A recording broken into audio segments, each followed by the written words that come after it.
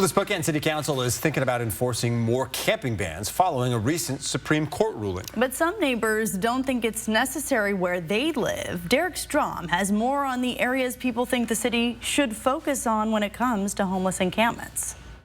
Here on Summit Boulevard in West Central, a lot of residents in this neighborhood say they've seen a rise in people camping here unlawfully over the past 5 or so years. And they're interested in a new resolution that the Spokane City Council is going to be talking about soon that would encourage the city to enforce those unlawful camping bans a little more strictly.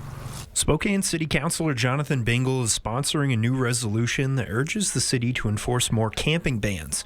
He says a recent Supreme Court ruling that allows cities to criminalize sleeping in public spaces inspired the idea.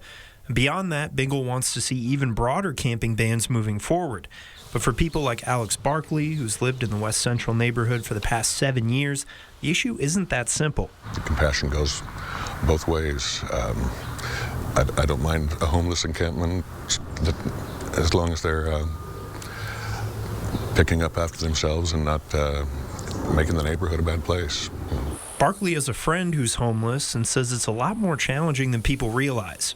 Always looking over your shoulder because you're not sure whether the police are coming for you because you happen to be camped out, and what's safe, what's not.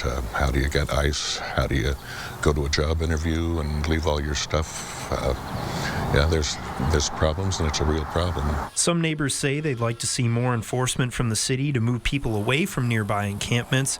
And others think pushing them away from the Spokane River would drive them into neighborhoods like this one. For Barkley, he believes there are other areas the city should focus on when it comes to people camping illegally. Areas like downtown, the 2nd Avenue, near the 7-Eleven, things get gotten out of control down there to the point where Starbucks has decided to leave. In Spokane, Derek Strom, 4 News Now.